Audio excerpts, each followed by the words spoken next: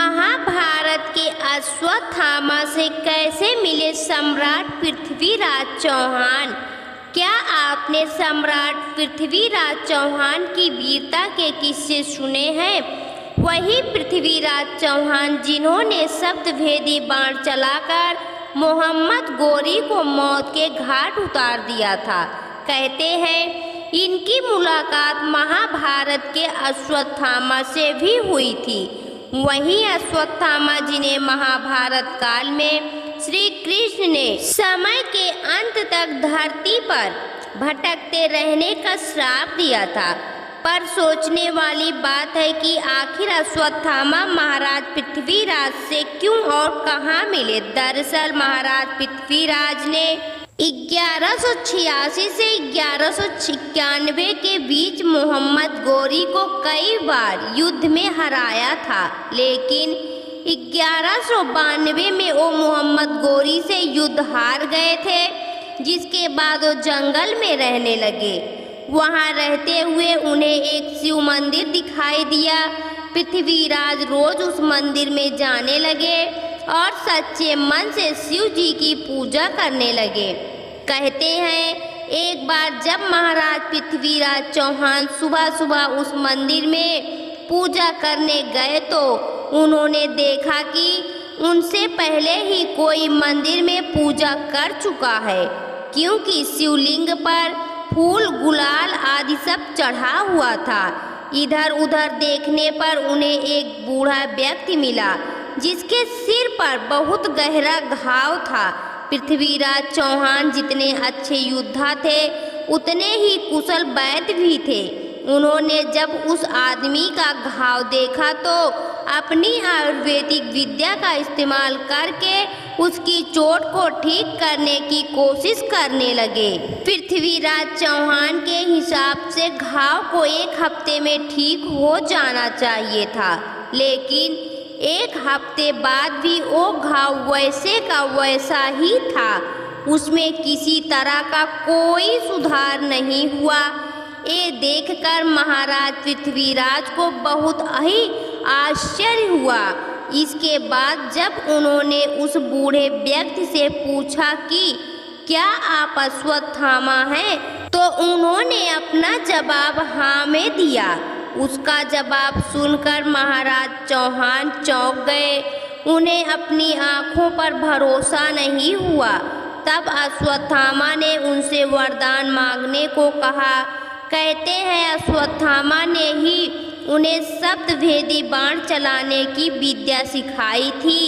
इतना ही नहीं, उन्होंने पृथ्वीराज चौहान को 3 शब्दभेदी बाण भी दिए थे, जो कि अचूक थे। और बाद में इसी विद्या और बाण का इस्तेमाल करके उन्होंने मोहम्मद गोरी को मौत दी थी। कई लोगों का मानना है कि ये मंदिर बुरहानपुर स्थित असीरगढ़ किले का वही शिव मंदिर था, जहां अश्वत्थामा शिव जी की आराधना करने के लिए आज भी रोज आते हैं। हालांकि इस बात में कितनी सच्चाई है, इसका कोई पुख्ता सबूत नहीं है। बता दे, महाभारत के इस पात्र अश्वत्थामा की कहानी काफ़ी रहस्यमयी और चौंकाने वाली है, क्योंकि इनको मिले एक श्राप के कारण वो आज भी जीवित हैं और दर दर भटक रहे हैं। कहते हैं अपने पिता की छल से हुई हत्या का बदला लेने के लिए अश्वत्थामा ने पांडव पुत्रों की हत्या कर दी थी। इतना ही नहीं, पांडव वंश का नाश करने के लिए उसने अभिमन्यु की पत्नी उत्तरा के गर्भ में पल रहे बच्चे को मारने के लिए ब्रह्मास्त्र चलाया। तब उसी बात से क्रोधित होकर भगवान श्री कृष्ण ने अश्वत्थामा के माथे पर लगी चिंतामणि रत्न निकाल ली और श्राप दिया कि तुम दुनिया के खत्म होने से पहले मृत्यु को नहीं देख पाओगे। मान्यता है कि वो अपने उस पाप की सजा अश्वत्थामा आज भी भुगत रहे हैं और अपनी मुक्ति के लिए भटक रहे हैं। उनकी मौजूदगी का एहसास कई बार किया गया है।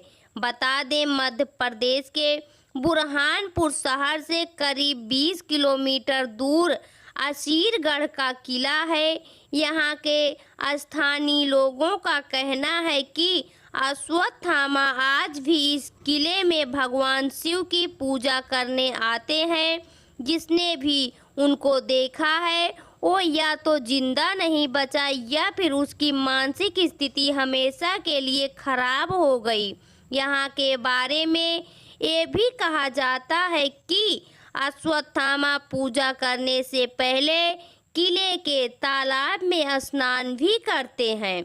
दोस्तों, इसके साथ ही जबलपुर की नर्मदा नदी के गौरी घाट के किनारे भी अश्वत्थामा को भटकते हुए देखे जाने की बात कही जाती है। स्थानीय लोगों का कहना है कि यहाँ नदी किनारे भटकते हुए अश्वत्थामा अपने घाव से बह रहे खून को रोकने के लिए कभी कभी हल्दी और तेल मांगते हैं। हालांकि इस संबंध में कोई प्रमाण आज तक नहीं मिल पाया है, लेकिन इस तरह की बातें यहाँ पर लंबे समय से चली आ रही हैं। दोस्तों, आपको यह कथा कैसी लगी कमेंट बॉक्स में ज़रूर बताएं। वीडियो को लाइक करें, शेयर करें और हमारे चैनल को सब्सक्राइब करना ना भूलें। वीडियो देखने के लिए आपका बहुत बहुत धन्यवाद।